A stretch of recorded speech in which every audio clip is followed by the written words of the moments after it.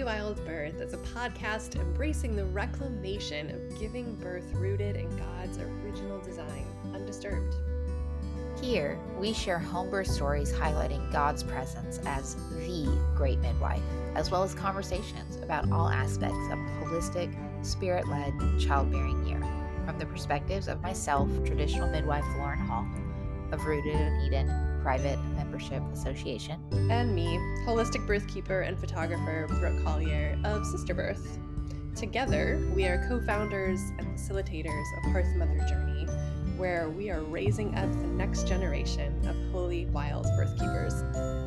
To choose a holy wild birth journey is to consecrate all of your decisions unto the Lord and reclaim creation unadulterated by centuries of human attempts to control and improve upon what God has called good. Please remember that birth is not a medical event, but a natural process, and we are not your care providers, so this should not be taken as medical advice. Hello. All right. So we are here to continue our Q&A series, focusing on, the home birth mamas out there that have all the questions. So today, we are going to talk about what how you can plan a home birth when your family surrounding community is unsupportive. What does that look like? How do you handle that situation? How much should you care? So yeah, where would you start with that? I would start with just sharing that it's a familiar territory for me when I was having my first, and just wanting to normalize that for people. We hear this from moms a lot. Like, it's a very common situation that people deal with, and I just want you to know that, listeners. And I think it's common partly because we live in a society that has absolutely made medicalized hospital birth the gold standard, the norm, and a lot of people haven't even considered the possibility that one would ever do anything other than that. So not only are you blowing their mind, but then also their first inbuilt reaction is, how could that possibly be safe? And so all these fears come in. Yeah. So there was members of my family that didn't know we were having a home birth until afterwards. And that's a good way to handle that sometimes. Just they don't have to know. They don't have to know. Yeah, it's just omission. You don't go out of your way to tell lies. You just, artfully answer certain questions with vague responses, or even just flat out saying, that's kind of private information, or we're making decisions about that, and we'll fill you in when we feel ready. Something like that. Yep. I think that's so common in our society. It feels like with social media and the way everyone displays every detail of their life, including what they ate for dinner and their morning routine, and, just like everything is out there. It almost feels like lying to not share every detail, but it's not. It's not lying. No one is required or entitled to know your birth plan. Like, that's just not required information to anyone. Again, we're talking about like your outside extended family. We're not talking about like your husband.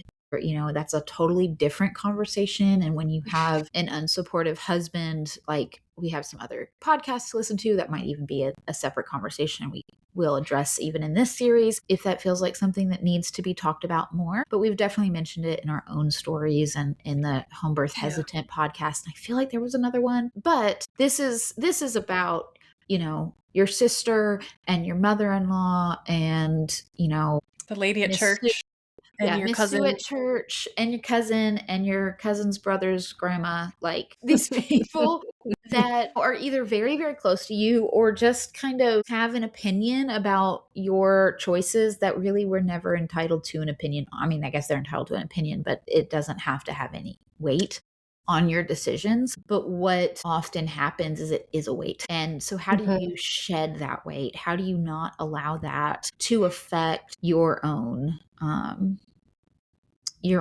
choices and conscience? This can bring up like people pleasing stuff where you might not even have realized how important it was to you that people approve of you. Yeah. Until you're faced with the disapproval, and it's like, oh, okay, there that is. I actually really care what they think, and that's really thrown me for a loop. And then I mean, that's an invitation to take that to the Lord and deal with that. Yeah, it exposes stuff, I find. Yeah. And I think that's exactly the right answer. It's an invitation. Whenever we're finding that actually stings a little, or that brings this up, like, you can go introspective and bring that to the Lord, and ultimately, if you've already brought your birth plans to the Lord, like, who else opinion matters? Like, if you Yeah. are following the Lord and this is you're setting up to have a holy wild birth, to have an anointed birth that is submitted to his will, then, Sister Sue's opinion doesn't stack up against his. Like, it just doesn't. All respect to Sister Sue. Thank you for praying over us. We're still going to be doing this. We don't have to be disrespectful in the way we have differing opinions around our choices. I think for me, I definitely saw that early on in my like birth journey. There was some people around me that were like, you're going to do what? Mhm. But I don't know, I mean, and I am definitely a recovering people pleaser, and I never really remembered caring too much about it though, even though I had a lot of other people pleasing happening, and I think maybe part of that was because of the first 2, I went against what I wanted and against my desires and had a hospital birth the first 2 times, and so by the time I got to home birth, I was just like, "This Mhm. is what I'm doing, period." And it wasn't from a rebellious, wag my head and you can get over it. It was just, this is what I'm doing. Yeah. You can be a part of the journey with me or you could not be, but like, this is what I'm doing, whether you're supportive or not. And it was just like a quiet, peace-filled confidence that like Mhm. I knew this is what I was going to do, what I was called to do, and nothing could sway me. And so I think I bring that up to say, get confident in why you're choosing what you're choosing. Yeah, have a Because strong, clear why. yes, when you have that why, then that's what you can stand on. Like, this is what God told me to do. Like, this is where I feel led. This is what I know is safest or best for my child and my body and this pregnancy. And you have that why for, fill in all of the blanks, then every other opinion just um doesn't matter anymore. Yeah.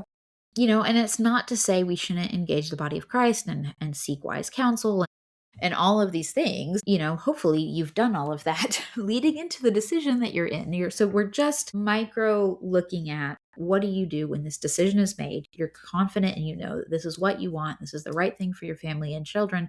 And you're being surrounded by naysayers. I would say at that point, it's just about putting up some really healthy boundaries. And boundaries are not about what the other person's going to do, because unhealthy people are going to push the boundary every time. You should expect it. Like, boundary pushers are going to push boundaries.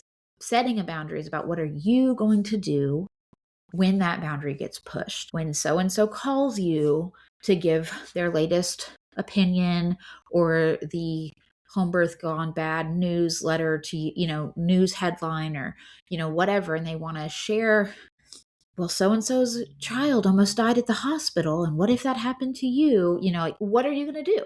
Like, what's your response? Like, thank you for letting me know. I actually am not ready to have this conversation right now. Or that's not a topic that I want to talk about. Thank you. And you can just how are you going to respond? Come up with your one-liners, come up with your abilities to step out of the conversation or divert the conversation. Just like, that's not something that I'm comfortable talking about with you. And it doesn't have to be rude, but it can be straightforward. It can be firm to like, this is what I'm doing, period. So yeah, that's how I just learn how to set really healthy boundaries. Yeah. And you kind of already alluded to this, but when we were talking about having a clear, strong why, so you're confident, truly confident within yourself. Mhm. I really believe that the way we carry ourselves in reaction to these things impacts dramatically how much guff people will give us. Oh, yes. If you just 100%. like give off vibes of like totally settled and not defensive about this, I'm just know what I'm doing and I'm carrying on minding my own business, and like it's woo woo, but I really feel and have experienced in my own life less pushback. So, and I think a Mhm. lot of that Yeah. the ability to project that vibe does have to do with like you being centered and certain within yourself that you've Mhm. heard God, that you're doing what's best for you, that you've done the research, you've laid your own fears to rest as much as you can. You know yourself, you know what you're doing, and you're Yeah. not here to pick a fight. You're not here to prove something to anyone. You aren't like going in belligerently and expecting people to come at you. You gave Lauren, we were talking about this in a different context recently, even about like mask wearing during COVID. And I think that's a really good comparison. Yeah. Um, Because you know how people were getting in fights. You'd be like, I went to Costco without my mask on, and so got all in my face, so I got in their face. And you're like, they're like this Okay. almost the vibes they were giving off about the mask was like, you better not mess with me and my lack of a mask. Right. Like, if you come in with that energy, people respond to that. People Like, attune to you, like yeah. it is, I wouldn't even say it's woo woo. Like we are literally as designed to be in community, as designed to fit in, as designed to like be attuned to one another. When you come off ready to fight, people are going to be ready to fight. And if you come off just at peace and confident, Matter of people are going fact. to be like, okay, either I disagree and I'm going to take my disagreement somewhere else because she doesn't want to fight me about it. And I don't like, people Mhm. don't typically tend to ruffle feathers, like unless the feathers are already being ruffled. And it's just, I mean, it's who we are. But if they think that you're not confident and your feathers are going to easily be They ruffled and smell it. they can smell it, and it's like, this person's not fitting in line. They're wearing the yellow shirt and everybody else is wearing white. Why are you wearing yellow? Like they just immediately will zoom in on like, you're different. Why are you different? And, can I get you to wear the white shirt? And so, can I get you to put the mask on? Like, this is what we're supposed to be doing. And at that point, when you have, it's just about your response. How are you going to respond to that? And you can, I think people always look at it, even in that same conversation in the COVID times and the way people responded differently. I don't know that we finished that story. Essentially, I didn't wear masks, but I didn't get into any fights ever. The whole time period, I never was in any kind of hostile situation about wearing my mask or not Same. wearing a mask. Yeah. And so, there's a way, and in that time, there was this video that I really pointed a lot of people to. It was by Bible Project. And it was The Way of the Exodus, I want to say is the name of it. But it was talking about compliance or like revolting, and that it seemed like most people think there is only, I can either comply or I can revolt, but there was actually a different way. And like in the time of the exile, I think that was what it was, the way of the exile, that there was a different way to be in community and be in, you didn't have to just comply, but you also don't have to like bear arms and fight for your right. Like you can just walk it out. And I think that is really what this comes down to. And that might look a little different in every different personality, and in how pushy some of those people and in how close and how much access those people have. Like you might have a different response for your mother or your mother-in-law than you do for the sweet prayer lady that talks to you on Sunday, like that Yes. is not in your life any other time and is not really getting, the nitty gritty of your life, but she's, a sweet person that you like to talk to on Sunday. Great. Mhm. But it's a different access. And so the way we might talk to Mhm. her is going to be a little different than For the sure. person who really deeply cares about their grandchild but Yeah. has a different perspective. And so it's like, okay, how can you Mm. come into unity where you need to come into unity, and where do you put up boundaries and prevent access when that is the healthier thing to do? Like, Yeah. I think about my first home birth. My parents were not on board fully. They were very supportive of me. I mean, to the point that my first home birth I had in their home. So, I mean, like, very supportive people, but just I knew that there was a little unrest. There was a little bit of fear in them around that topic of just like, okay, we're going to do this. Okay, we're going to have a home birth. Okay, I'm here with you. Like, Yeah, why are and we there's doing grace this for again? that. It's Yeah, and there okay was if people absolute don't get it grace right for that. away. And so it was, even in that space of, they had a little bit of, like, okay, sure. I had enough of a good, solid relationship with them. And honestly, they were my safe people in that season where I was not in a safe marriage and all the things, which is hence why I was giving birth at their house. But that was enough that like they got to be there. And my dad has been at every single one of my births but one. And the one he missed was because he was trying to make sure that no one else knew that I was giving birth, because he was honoring my wishes. And it was so sweet. And anyways, they now love home birth and they got to see that miracle. And like, my dad is the old man in the Walmart going, "You're pregnant? My daughter's a midwife. Do you want a midwife? You should have a home birth." I'm like, "Dad, she has no idea." Oh, but he just is, he went from kind of terrified, you're doing what? Well, I'm going to be here to make sure that you live through this, to this other like champion of home birth. And I think some of that was because I let him in. Even, I don't think we should be letting people into a birth space if they're going to bring nothing but fear and they're really not supportive of that decision.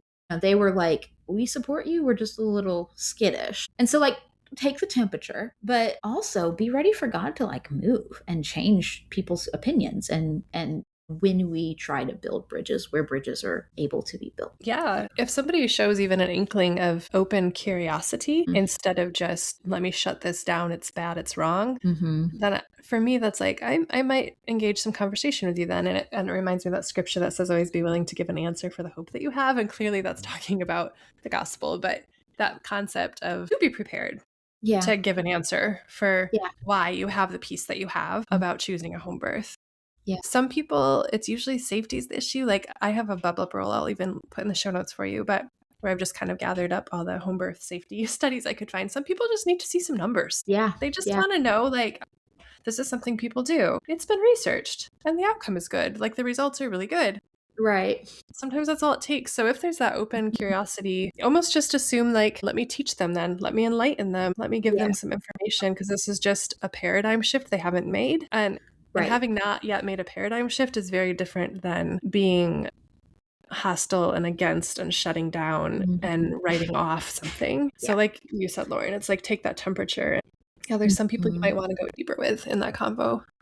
Yeah. And other people So might not to let them know or not talk. yeah, yeah. So that also brings up the like, well, okay, what if you know that that's not the situation? You've taken the temperature, you know that they're incredibly hostile to it.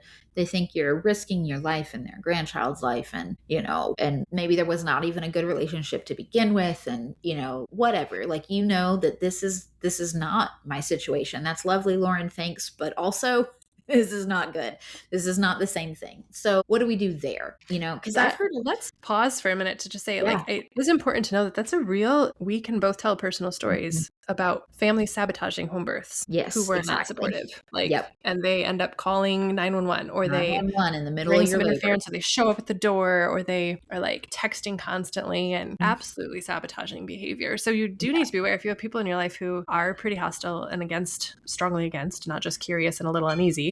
Right. You're going to need to take some precautions. Yes. Yes. So that's what you're getting at. Yeah. Yeah, that's exactly what I'm getting at, because I've heard the horror stories. I've been a part of the horror stories. I mean, even, especially your midwife can become the target to Yep. those. If something goes slightly awry, or just there's even just a healthy, like smooth transfer, and everybody, we still have good outcomes, they will, point a finger at a midwife. And I'm like, didn't you want them to be at the hospital anyway? Why are you upset? But it happens. And so I would say protect your space, protect anybody else that you're bringing into that space. Like, it's not even just about that. Though I have seen midwives be attacked by extended family because of one way or the other, even though the parents felt completely supported of that, of how the situations were handled and knew that they were cared for, etc. And so as much persecution that there is for birth workers, like, also recognize that the person you've asked to help, possibly that you've asked to help in your birth story, also deserves some boundaries set in these ways. And so what does that look like? What are some good, healthy boundaries? Again, this is going to be kind of an individual, look, but they don't have to know when you're in labor. They don't have to know that you've had the baby. You can wait a whole 24 hours, 48 hours. You can wait as long as you feel necessary to feel safe to let them in on the announcement. You can, you don't have to share everything. You can also make it very clear that you're not going to be sharing these things. Like, listen, you've made it very clear that you don't agree with my decisions, and I can respect that. We're just not going to have this conversation. I will not be letting you know when these things are happening, to protect our peace, to protect your peace, so that you don't have to be, all worried about it at that time.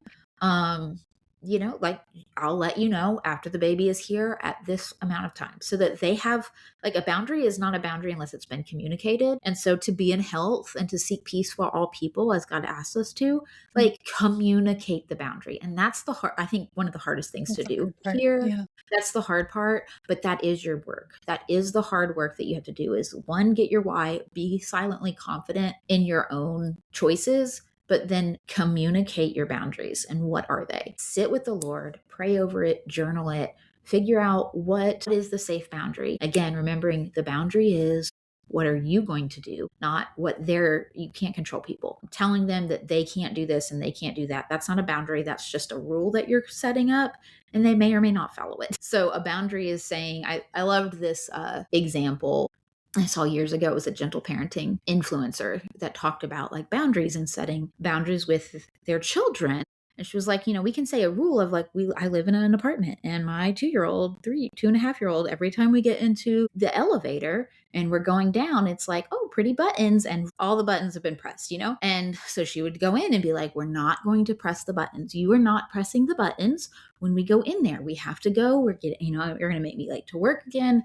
You can't press all the buttons. That was not a boundary. That was a stated request, a rule that was being put in. But the 2.5-year-old was going to do what the 2.5-year-old's going to do. And so she realized that the boundary would be, we're not going to press the buttons, and to help you with that, mommy is going to stand in front of the buttons so that you don't press them, because I know that they're tempting. And so when they'd get in the elevator, she stood her body in between the buttons and the excited little hands. And that was an actual boundary. She communicated with her child, we're not pressing the buttons. Mommy's going to stand in front of it so that you can't press the buttons, because we're not doing that today. She communicated a boundary and then followed through with what she was going to do. And so what does that look like with a grown-up relationship? I'm not going to call you when I go into labor. I will let you know a couple hours after the baby is born. And, at that point, you're able to come over, or maybe they're not, but whatever it is, let's say at that point, I'll let you come over and you can meet your grandson. This is what we're going to do, period. And then that's what you do. And if they call, or, I had a client, she had a very unhealthy relationship with a sister, and very toxic things. There had been lots of not okay things done. And her husband, literally, she was like, and she didn't have ability in herself to, like, block her sister, or she was just like, I don't know how to do this. And so all of a sudden, her sister just wasn't calling her when in her on-call period. And her husband told her this, like, she knew, but her husband is the one who was like, we're just blocking this number until you've had the baby. Like, this is not happening. I'm not going to. And there was some very severe things that had happened. Like, it was very warranted. And so he was like, we're just not doing that. You're not going to stress out my wife. You're not going to harm my home. I'm going to step in as protector. And that's just not happening right now. And so sometimes It's in beautiful. certain situations, it's called for to just really make some strong, hard boundaries.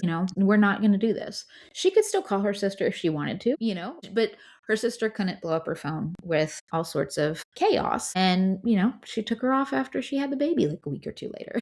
And so it's like, look, we have, it's okay to just recognize what you need in the season you need it in, and set that boundary and be confident in it. If you're being led by the Lord, He's going to give you the wisdom and the strategy to do so. I love that story about him doing that for her. I was so proud of him. I was like, you Yeah. are amazing. Yeah. He was, Because and he that was is just the like, thing, like, I just don't know. it sounds so simple to set a boundary when you, like, spell it out, but, like, the emotional stuff that can come up in you that you're fighting through in order to Right. get to that point can be really significant. So, Right, to I press don't wanna that block ever downplay button that. comes with Yeah. a lot of, like, strength that he was Mhm. just like, "No, I'm doing it, give me your phone." Like, we're just not, and then he would just joke at me like, "I don't know, the phone's just been so quiet lately." They knew. He didn't do it, without, but he just kept it lighthearted, and yeah, I Mhm. just really appreciated how he stood up to protect his wife in that place. So reach out to your support system, like, "This is what I need." Like, to the supportive support system. Yeah. Yeah, absolutely. And then just ask the Lord to comfort you in that place where maybe relationships that are very precious to you in general feel ruptured by this area of disagreement, and that can be really Yeah, painful. So yeah. just taking that to the Lord and letting him minister to you in that place and comfort you and give you his presence, his peace, and also his wisdom to know how to navigate the situation in a way that's like kind and gentle but firm. Yeah. So it may be that things come to light, like people you thought were supportive, and they're just not able or willing to be supportive when it comes to this. And that can be a hard reckoning. So yeah. So let it be a clarifier. Let it be something that pushes you towards Jesus. Let it be something that helps you grow deeper in your closeness and trust with the people who are still supportive. Right. And forgive them too. Forgive the people who can't get it. Like, have grace and forgive them. Don't let it become like this festering boil on your soul, because that's also not Amen. going to help you have a good birth. Amen. You can't, don't let that happen. Guard yourself against unforgiveness and bitterness. It just is Such what a it is. good They are word where they for it. are right now. And that might change in the future. Even if not, there's still grace to extend it. And then at the same time, grieve what's come to light, grieve what you're missing. Yeah. Yeah, that's so good. I think the last thing I think of kind of moving away from the boundaries specifically in that handling those relationships, I would just want to encourage you to find some support, especially if you find that you are surrounded by only unsupportive people. To really, like hopefully your husband's on the same page. If not, again, we're going to point you to some other podcasts, but, lean into him and find the people who are, even if it's maybe you have a midwife and you're like, I had nobody. If you are, you have a midwife, ask her about her other clients. Like, is there anybody that could use a friend? Like, where is, like, I'd love to talk with someone who does, who is in this same, making these same choices. Don't love Facebook, but sometimes if you're in a really lonely season, there are some really great Facebook communities, and our own Go Collab community, of just connecting with other people who listen to our podcast, people who listen, who are your local home birth community group, your state's home birth community group. Like, there are other home birthers out there that are ready to be a friend. So find them and lean into that support, because we're not called to live this life alone. And it's really hard to be pregnant and planning a birth and welcoming a new little life if you feel like you're having to be constantly on guard to everyone that's around you. And so if that is you, find your tribe. And I hate how cliche that sounds, but it's so true. And there are people out there, promise you, there are people out there that have similar views as you that you can lean into. Yeah. I've even had women in my Embrace Birth Journey course, which has like a dedicated Telegram group and stuff, share about how important that space was for them, simply because it was the only place in their life. They didn't have people in real life, which is always ideal. I always want people to have people in real life. But when you don't, sometimes even an online community can do wonders in helping you feel less alone. Yeah. Yeah. And I think every state and communities tend to have Facebook groups, so you can find the people that you could meet up with and have a park date, etc. Yeah, like literally go find your Facebook, like community, your whether it state be home birth, like type in your state and home birth in the search function of Facebook, and you can find people. Yep. So it's definitely something that can be a balm if you find yourself in that situation, whether it be local or distance. There are people to lean into. Yeah, All good. right. Any Did you have last any other thoughts? thoughts? I don't think I do. I don't. Okay. Yeah. Well, bless Should you we? all, listeners, as you navigate any of these tricky situations in your own lives. We Yes. pray that you would find your way through it and go on to have beautiful, beautiful home births. Yes. All right. Well, until next time. All right. Bye. Bye.